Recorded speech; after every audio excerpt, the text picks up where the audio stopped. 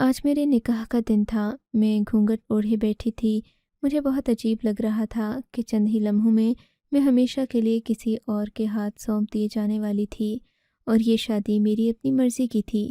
بلکہ یوں کہیے کہ مجھے حبیب شروع سے ہی پسند تھا، پر میرے ابا کو حبیب ایک آنکھ نہیں بھاتا تھا۔ ابا کہتے تھے کہ حبیب ان پڑھ ہے، یہ کسی کام کا نہیں، پر مجھے لگتا تھا کہ ابا خواہ تعصب کا شکار ہیں۔ ابا کو حبیب اس لیے نہیں پسند کہ وہ ایک متوسط گھرانے سے تعلق رکھتا ہے۔ میں نے ابا سے کہہ دیا تھا کہ اگر میری شادی حبیب سے نہ ہوئی تو میں خودکشی کر لوں گی، اپنی جان دے دوں گی، پر کسی اور سے بیاہی نہیں جاؤں گی۔ میرے ابا اس بات سے مجبور ہو گئے تھے، تبھی انہوں نے حبیب کے ساتھ میرا بیاہ کرنے کی تو ٹھان لی، پر مجھے بالکل بھی اندازہ نہیں تھا کہ زندگی میں آگے چل کر میرے ساتھ کیا ہوگا۔ میرے شوہر اور میری ساس کہہ رہے تھے کہ تم بہت خوش قسمت ہو، بہانے پیر صاحب خود آئے ہیں۔ آج تک انہوں نے ایسا کبھی نہیں کیا۔ مجھے لگتا ہے کہ ہماری یہ بچی بہت مبارک ثابت ہوگی۔ میری ساس اور شوہر یہ سب باتیں کر رہے تھے، پر مجھے لگ رہا تھا جیسے مجھ سے کوئی غلطی ہو گئی ہو۔ بار بار میرا دل عجیب انداز میں دھڑک رہا تھا۔ خیر، میرا نکاح ہو گیا۔ میں نے پیر صاحب کو ایک ہی نظر دیکھا تھا۔ یہ پیر صاحب وہ تھے جن کی میرے شوہر کے خاندان میں بہت عزت تھی، بلکہ یوں کہیں کہ عقیدت کی حد تک عزت تھی تو غلط نہیں ہوگا۔ بہرحال شادی ہوئی تو میرے شوہر نے مجھے بہت محبت دی۔ میری ساس بھی مجھ سے پیار سے بات کرتی اور کہتی کہ تم ہمارے گھر کے لیے بہت خوش قسمت ہو، جبکہ دوسرا غم مجھے یہ کھائے جا رہا تھا کہ جس طرح عموماً لڑکیوں کے والدین کرتے ہیں، شادی کے بعد ان کے لیے بہت کچھ لے کر آتے ہیں۔ اپنے سسرالی مہمانوں کے سامنے لڑکی بھی ناز کرتی ہے کہ اس کے میکے میں اس کی کتنی قدر ہے، پر میرے لیے یہ سب کچھ نہیں تھا کیونکہ میرے ماں باپ نے مجھ سے پہلے ہی کہہ دیا تھا، اگر تم حبیب جیسے انسان کی دلہن بنو گی تو پھر ہم تمہارے لیے اور تم ہمارے لیے مر گئی ہو، کیونکہ تم نے حبیب کو ہم پر ترجیح دی ہے، اب تم ساری زندگی اسی کے ساتھ رہنا۔ مجھ پر تو محبت کا نشہ طاری تھا۔ میں نے اپنے ماں باپ کی محبت کو ٹھکرا کر حبیب کو چن لیا۔ میں اپنے اماں ابا کی اس بات پر پہلے تو زیادہ غور نہیں کر رہی تھی، پر سسرال میں آ کر مجھے اندازہ ہوا کہ ماں باپ کی محبت اور ہی ہوتی ہے۔ اگرچہ حبیب مجھے بہت محبت دیتا تھا، پر اس کی کچھ باتیں مجھے بہت عجیب لگتیں۔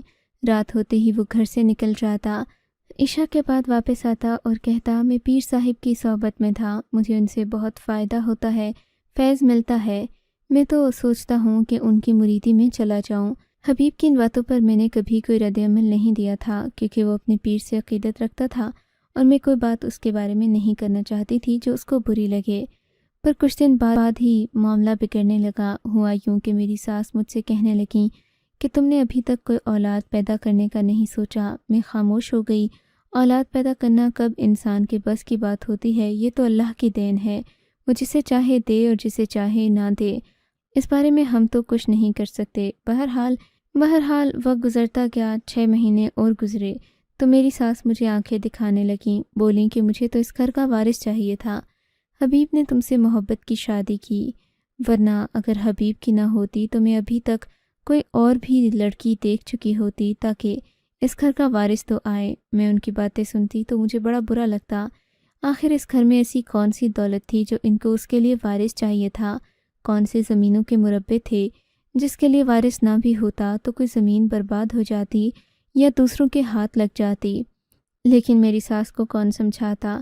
6 مہینے مزید گزرے تو یہ رٹ میرے شوہر نے بھی شروع کر دی۔ بولا مجھے اپنی نسل بڑھانی ہے، تم نے تو ابھی تک مجھے اولاد کی خوشخبری نہیں سنائی۔ اب حبیب کا رنگ کھل کر مجھ پر آنے لگا تھا۔ میں ابا کی باتوں کو یاد کرنے لگی کہ حبیب کا پورا خاندان ہی جاہل ہے، پر وہ میری باتوں کو اہمیت نہ دیتا، کہتا کہ عورت کے ہی نصیب میں اولاد ہوتی ہے، اور جس عورت کے نصیب میں اولاد نہ ہو اس میں ضرور کوئی نہ کوئی خامی ہوتی ہے، اس سے اللہ ناراض ہوتا ہے۔ پیر صاحب بھی یہی کہتے ہیں۔ میں اس کی باتیں سن کر بہت ڈر جاتی کہ کہیں اب مجھے اپنے گھر والوں سے مدد نہ مانگنا پڑ جائے، کیونکہ انہوں نے تو ہمیشہ کے لیے مجھ سے قطع تعلق کر لیا تھا۔ بہرحال ایک رات میرا شوہر مجھے لے کر گھر سے باہر نکل گیا۔ بولا کہ میں پیر صاحب کے ہاں حاضری دوں گا تو تم کو بھی لے چلوں گا، ضرور وہ تمہیں اپنے فیض سے نوازیں گے اور تمہارے ہاں اولاد ہوگی۔ میں نے اپنے شوہر کی منت کی کہ وہ ایسا نہ کرے، میں کسی پیر فقیر پر یقین نہیں رکھتی، پر میرے شوہر کو اس بات پر بہت غصہ آیا۔ بولا کہ تمہیں پیر صاحب کے پاس حاضری نہیں دو گی تو تم پر ابھی تک اللہ کا کرم نہیں ہوا، وہ ضرور تمہیں گناہوں سے پاک کریں گے، تبھی تو تم اولاد پیدا کر سکو گی۔ میں اس کی باتیں سن کر دل برداشتہ ہوتی۔ بڑی مشکل سے میں نے اسے ہاتھ چھڑایا اور گھر کے اندر آئی۔ میری ساس کو بھی سارا قصہ پتہ چل چکا تھا۔ وہ بولیں کہ فی الحال تم لوگ اپنے اپنے کمرے میں جاؤ، میں صبح اٹھ کر اس معاملے میں بات کروں گی۔ میں جانتی تھی وہ بھی کیا بات کریں گی۔ صبح ہوئی تو میری ساس نے آ کر مجھے وارننگ دی کہ اگر تم نے 1 مہینے میں بچہ پیدا نہیں کیا تو تمہیں پیر صاحب سے علاج کروانا ہی پڑے گا، یا اگر تمہیں بہت ناز ہے اپنی دولت پر تو اپنے باپ سے کہو کہ تمہارا مہنگا علاج کروائے، ہمیں تو بچہ چاہیے، ہم نے شادی بچے کے لیے کی تھی، میرے بیٹے کو تم سے محبت ضرور تھی پر تم اسے زیادہ پسند کرتی تھیں، یہ شادی تمہاری ماں پر ہوئی ہے۔ میں یہ باتیں سن کر بہت پریشان ہوتی، پر 1 مہینے کی مہلت مجھے دی گئی تھی۔ میں نے اس مہینے میں اللہ سے خوب دعائیں کیں کہ وہ مجھ سے نواز دے، پر جس نے اپنے ماں باپ کا دل دکھایا ہو اسے ماں باپ کا رتبہ ملنا بھی مشکل ہوتا ہے۔ مجھے اللہ نے اولاد کی نعمت نہ دینا تھی، سو مجھ پر کرم نہیں ہوا۔ 1 مہینے بعد بھی میری جھولی خالی تھی۔ اب میری ساس کا تیور بگڑ گئے۔ میری شوہر نے بھی کہا کہ تمہیں میری بات ماننا ہی پڑے گی، کیونکہ میں تمہیں اس گھر میں بنجر زمین کی طرح نہیں دیکھنا چاہتا، مجھے تم سے اولاد کی خوشی چاہیے۔ میں خوب سمجھتی تھی کہ میرا شوہر ایسا کیوں کر رہا ہے، اس لیے کہ میرے میکے والے مجھ سے ناراض تھے اور حبیب جو بھی چاہتا میرے ساتھ کر سکتا تھا، اسے میرے میکے سے کسی قسم کی کوئی مزاحمت کا سامنا نہیں کرنا پڑ رہا تھا۔ اسی وجہ سے وہ دن بدن میرے ساتھ اپنا رویہ برا کرتا چلا جا رہا تھا، یہاں تک کہ میرے شوہر نے بھی کہہ دیا کہ اب تمہیں پیر صاحب کے پاس چلنا ہوگا ورنہ تم میری زندگی سے نکل جاؤ۔ مجبوراً میں تیار ہو گئی۔ وہ شام کا وقت تھا، تقریباً 4 بجے تھے، یہ جمعے کا دن تھا۔ مجھے اچھی طرح یاد ہے، اچھی طرح اس لیے یاد ہے کیونکہ اس دن میرے ساتھ بہت برا ہوا تھا، ایسا جو میں نے سوچا بھی نہیں تھا۔ میرے شوہر نے مجھے چادر اوڑھ کر چلنے کا حکم دیا۔ میں نے کالے رنگ کی چادر میں خود کو لپیٹ لیا، اس میں میرا روپ خوب کھل رہا تھا۔ میں پیر صاحب کے آستانے پر پہنچی، وہ مجھے اندر حجرے میں لے گیا۔ یہ ایک بدبودار کمرہ تھا، خدا جانے میرا شوہر روزانہ یہاں آ کر گھنٹوں کیسے گزارتا تھا، اور یہ پیر بھی کتنا ہی فارغ تھا جو میرے شوہر کو بلا کر اس کی گھنٹوں بات چیت کرتا رہتا، اور نہ جانے اسے کیا کیا ایسا کہتا جس سے میرا شوہر اس کا دیوانہ ہوتا چلا گیا۔ بہرحال مجھے اس پیر کے سامنے بٹھایا گیا۔ میرا شوہر نظریں جھکائے بیٹھا تھا اور وہ خبیث دیدے پھاڑ پھاڑ کر مجھے دیکھ رہا تھا۔ مجھے دیکھتے ہی اس کی آنکھوں میں چمک آ گئی، اور یہ چمک میں اچھے سے محسوس کر سکتی تھی۔ میں جانتی تھی کہ یہ کوئی ٹھیک آدمی نہیں ہے۔ جس طرح سے وہ مجھے دیکھ رہا تھا اس کی نظریں انتہائی بے باک اور بے حیا تھیں۔ مجھ سے تو زیادہ دیر اس کے سامنے بیٹھا نہیں گیا۔ وہ اس قدر شاطر انسان تھا کہ بلند آواز میں ذکر کرنے لگا، پر اس کی نظریں مجھ پر تھیں۔ میرا شوہر تو یوں سر جھکائے بیٹھا تھا جیسے اس سے زیادہ نیک شخص اس دنیا میں کوئی نہیں۔ خیر 2-4 منٹ اور گزرے تو میرے شوہر کو دیکھ کر پیر نے کہا، تم دونوں ادھر ہی بیٹھو، میں اپنا حساب لے کر آتا ہوں۔ نوٹنکی پیر ہمارے سامنے سے اٹھا اور کچھ اپنا حساب کتاب لینے چلا گیا۔ میرے شوہر نے مجھے نظریں جھکا کر بیٹھنے کا حکم دیا، سو میں نے ایسا ہی کیا۔ 2 منٹ بعد وہ آیا تو اس کے پاس ایک رجسٹر تھا جس پر کچھ اس نے آڑی ترچھی لکیریں کھینچی ہوئی تھیں۔ میرا شوہر اسے دیکھ کر کہنے لگا، پیر صاحب اپنی مہربانی سے ہمیں بتا دیں کہ بچہ کب ہوگا۔ پیر صاحب ہوا میں جیسے گھورنے لگا، جیسے بہت ہی بڑا کوئی مارکا سر انجام دے رہا ہو۔ پھر تھوڑی دیر کے بعد پرسوچ انداز میں بولا، تم کو بچہ تک کوشش کرو گے۔ میں اس خبیث کی طرف حیران ہو کر دیکھنے لگی کہ یہ ایسا کیوں کہہ رہا ہے۔ اگر مجھے اپنے شوہر کا لحاظ نہ ہوتا تو میں اسے وہیں پر سنا دیتی، پر میں خاموش رہی۔ پھر اس نے ہم دونوں کو الگ الگ کمروں میں بھیج دیا۔ مجھے اس کی یہ حرکت بھی بہت بری لگی، پر میں چپ رہی۔ بولا کہ تم دونوں کو الگ الگ ایک عمل کرنا ہوگا، اسی سے تم لوگوں کے ہاں بچہ پیدا ہوگا، اور اگر یہ عمل ناکام رہا تو تم دونوں کبھی والدین نہیں بن سکو گے، اس لیے جو میں کہوں اس پر سختی سے عمل کرنا۔ میرے شوہر نے ہاں میں سر ہلا دیا، اسے تو پیر کی بات پر مکمل یقین تھا۔ میں بھی چپ تھی۔ پھر میرا شوہر دوسرے کمرے میں چلا گیا اور میں اسی کمرے میں بیٹھی رہ گئی جہاں مجھے پیر صاحب نے بیٹھنے کو کہا تھا۔ مجھے ڈر بھی لگ رہا تھا، مجھے ایسا لگتا تھا جیسے میرا شوہر مجھے بہت بری جگہ پر لے آیا ہے۔ تھوڑی دیر بعد پیر نے کمرے کا دروازہ بند کیا، میرے سامنے آ کر بیٹھ گیا۔ اب تو مجھے اس کے وجود سے اور بھی زیادہ گھن آ رہی تھی، اور شوہر کی غیرت جو دوسرے کمرے میں بیٹھا تھا اور اسے میری فکر نہیں تھی۔ اسے پیر پر بہت زیادہ ہی بھروسہ تھا۔ اتنا بھروسہ کسی مرد کو عورت کے معاملے میں دوسرے مرد پر نہیں کرنا چاہیے۔ پیر میرے سامنے بیٹھ گیا۔ یہ تو ادھیڑ عمر شخص تھا۔ اگر بزرگ ہوتا یا ضعیف کمزور تو میں پھر بھی اتنا خطرہ محسوس نہ کرتی جتنا مجھے اس جوان مرد سے خطرہ محسوس ہو رہا تھا۔ پھر وہ میرے سامنے ایک چھوٹی سی شیشی کھولتے ہوئے بولا، یہ وہ دوا ہے جو تیرا مقدر بدل دے گی۔ تو نے اسے اپنے چہرے پر لگانا ہے، اور ہاں خبردار 40 دن تک اپنے شوہر کے پاس مت جانا، ورنہ تو کبھی اولاد نہیں پیدا کر سکے گی۔ میں اس کی بات سن کر بوکھلا گئی تھی۔ جی ٹھیک ہے، میں نے دھیمی سی آواز میں کہا، تو وہ خباثت سے مسکرا دیا۔ تو بہت پاک ہے، نیک ہے، تیرا خاندان بھی بہت اعلیٰ ہے، لیکن تو جانتی ہے کہ انسان کو سب کچھ نہیں ملتا، اسے جو عطا ہوتا ہے وہ مکمل نہیں ہوتا، تو یہ دوات میں سے دوا نکال کر اپنے چہرے پر لگائے گی تو دیکھنا کہ کتنا زیادہ نوازی جائے گی۔ تیرا شوہر تجھ سے اتنی محبت کرے گا جو تو نے کبھی سوچا بھی نہیں ہوگا۔ اس نے مجھے گندی سی شیشی پکڑا دی، کہا کہ اسے اپنے چہرے پر مل لینا۔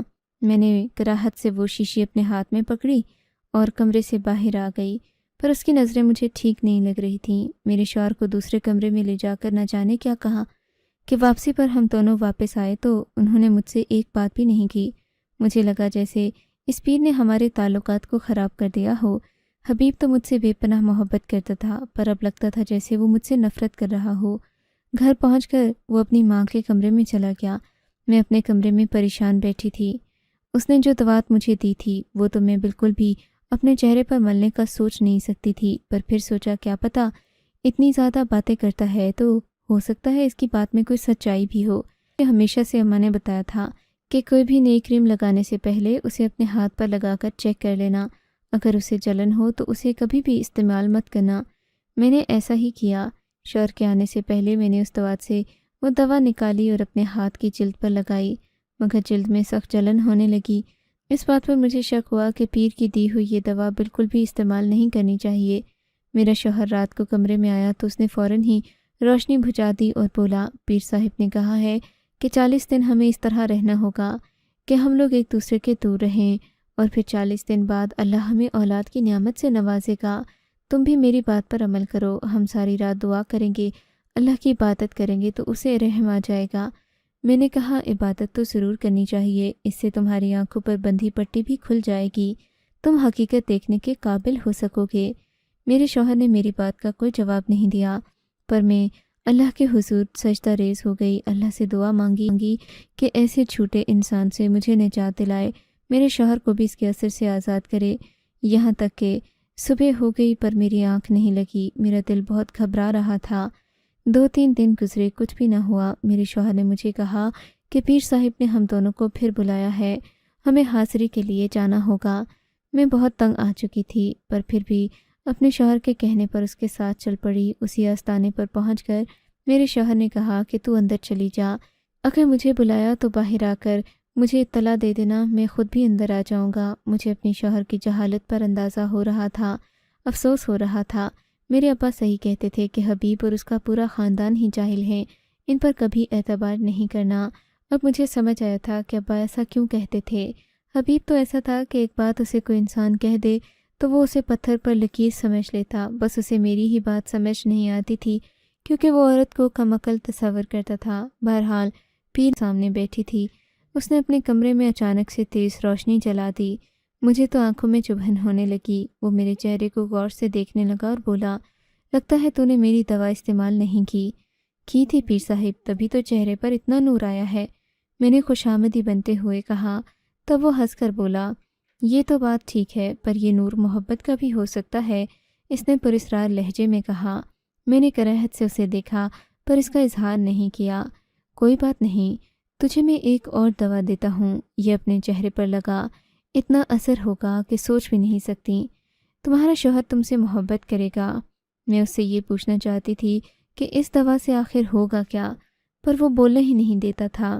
میری آنکھوں میں اس طرح بے شرمی سے دیکھتا کہ میں خود بھی نظریں جھکانے پر مجبور ہو جاتی۔ خیر دوسری دوا اس نے دے دی، میں نے بالکل ویسے ہی اسے اپنے پرس میں رکھ دیا اور کمرے سے نکل گئی۔ پھر اس نے میرے شوہر کو بلایا، نہ جانے ایسا کیا ہوا اس کمرے میں کہ اس کے بعد میرا شوہر مجھ سے روٹھا روٹھا سا رہنے لگا۔ اسے دیکھ کر لگتا کہ وہ ناراض ہے، پر ناراضگی کا اظہار بھی نہیں کر رہا تھا۔ ہم دونوں گھر پہنچ گئے۔ ہمیشہ کی طرح ہم میں ویسی ہی دوری تھی۔ میرا شوہر مجھ سے دور تھا، مجھے یہ بات عجیب لگ رہی تھی۔ پر آج میرے شوہر نے ایک عجیب بات کی، بولا کہ تمہیں پیر صاحب نے جو دوا دی ہے تم اسے استعمال کرتی ہو کیا؟ میں نے کہا ہاں کرتی ہوں، لیکن پیر صاحب نے منع کیا ہے نا، روشنی نہیں جلانی، بس اسی لیے میں نے کمرے میں اندھیرا کر رکھا ہے تاکہ تم بھی مجھے دیکھ نہیں سکو۔ حالانکہ میں نے وہ دوا استعمال نہیں کی تھی، میں تو بس اسے تسلی دے رہی تھی۔ خیر اسی طرح دن گزرتے گئے، پر 3-4 دن بعد میرا شوہر مجھے دوبارہ اسی پیر کے پاس لے گیا۔ پیر نے میرا چہرہ دیکھا تو بولا تو نے وہ دوا استعمال نہیں کی؟ پھر میرے شوہر کو ہدایت دی کہ اب تم اسے خود یہ دوا استعمال کراؤ ورنہ تم کر سکے گی۔ مجھے اپنے شوہر پر غصہ آیا۔ وہ دوا کیا تھی؟ ایک عجیب سی کریم تھی جس میں سے بدبو آ رہی تھی۔ میرے شوہر نے کہا ٹھیک ہے ایسا ہی ہوگا۔ پھر اس پیر نے میرے شوہر کے کان میں نہ جانے کیا بات کہی کہ وہ مطمئن ہو گیا۔ ہم لوگ گھر آئے، میرے شوہر نے ضد کر کے مجھے وہ دوا چہرے پر لگانے کا حکم دیا۔ میں بھی کیا کرتی، مجبوراً میں نے اپنے چہرے پر تھوڑی سی دوا مل لی تھی، پر مجھے جلن ہونے لگا کہ جیسے میں ابھی مر جاؤں گی، پر اس کی وجہ سے خاموش رہی۔ رات کے 2 بجے میری چیخوں میں اضافہ ہو چکا تھا کیونکہ چہرے پر شدید جلن ہو رہی تھی۔ میرے شوہر نے مجھے چہرہ دھونے کا حکم دیا۔ میں نے غلطی سے موبائل کی لائٹ آن کر لی۔ خود کو واش روم کے شیشے میں دیکھا تو یہ دیکھ کر حیران رہ گئی کہ میرا چہرہ لال سرخ ہو چکا تھا، کالے دھبے پڑ چکے تھے۔ یہ دیکھ کر میں چلانے لگی۔ میرا شوہر بولا پیر صاحب صحیح کہتے تھے، تو بد کردار ہے، تبھی تو تیرا چہرہ یہ پاک پانی لگانے سے خراب ہو گیا ہے۔ یہ سن کر میرے تو قدموں تلے سے جان نکل گئی۔ یہ تو کوئی کیمیکل تھا جس نے میرے چہرے کو بگاڑ دیا۔ میرے شوہر نے پیر کے مطابق یہی سمجھا کہ میں بد کردار ہوں اور مجھے اس بد کرداری کی سزا ملی ہے۔ یوں مجھے میرے شوہر نے اگلے ہی دن نوٹنکی پیر کے کہنے پر طلاق دے دی اور میں اسی طرح روتی پیٹتی گھر آ گئی۔ میرے ماں باپ نے مجھے کہا کہ ہم تجھے پہلے ہی کہتے تھے کہ یہ لڑکا جاہل ہے، ان پڑھ ہے، تیرا خیال نہ رکھ سکے گا۔ اچھی بات تو یہ تھی کہ ہمارا کوئی رشتہ قائم نہیں ہوا تھا۔ میں اپنے شوہر سے الگ ہو گئی۔ میرے ماں باپ نے میرا اس معاملے میں ساتھ دیا کیونکہ وہ ماں باپ تھے، مجھ سے محبت کرتے تھے۔ لیکن پھر کیا ہوا، 2 مہینے بعد وہی پیر ایک الگ روپ میں میرا رشتہ لینے اماں ابا کے پاس آیا۔ بہت دولت مند خود کو ظاہر کیا، پر میں اس خبیث کو پہچان گئی تھی۔ میں نے اپنی اماں سے کہا یہ وہی انسان ہے جس نے میری زندگی تباہ کر دی تھی۔ پھر میں نے اسے بہت برا بھلا کہا، گھر سے بھی نکال دیا۔ نہ جانے اس کے بعد کیا ہوا ہوگا۔ اگر میرے شوہر کو یہ پتہ چل جاتا کہ یہ پیر اس قسم کا ہے، بعد میں اس نے میرا رشتہ مانگا تو شاید اس کی عقیدت بھی ختم ہو جاتی۔ میرا کئی بار دل بھی چاہا کہ میں اپنے شوہر کو اس پیر کی حقیقت جا کر بتا دوں، پر میں جانتی ہوں اس سب کا کوئی فائدہ نہیں ہے، اس لیے میں نے یہ سب کام کرنے کا ارادہ ترک کر دیا۔ میں اپنی زندگی میں آگے بڑھنا چاہتی ہوں، اماں ابا کو یہ نہیں بتانا چاہتی کہ میں ایک کمزور لڑکی ہوں اور اپنے شوہر کی یادوں میں پہلے کی طرح پاگل ہوں۔ میں اپنے ماں باپ کی شکر گزار ہوں جنہوں نے مجھ پر دوبارہ بھروسہ کیا۔ میں دوبارہ اس جہنم میں جانا بھی نہیں چاہتی جہاں میرے شوہر کو مجھ پر ہی یقین نہ ہو۔ سب لوگوں سے یہی کہوں گی کہ اپنے ماں باپ کی مرضی کے بغیر کوئی فیصلہ نہ کریں، خصوصاً لڑکیاں، کیونکہ ہمیں زمانے کی سمجھ نہیں ہوتی اور ہم میٹھی باتوں میں آ کر اپنا نقصان کر بیٹھتے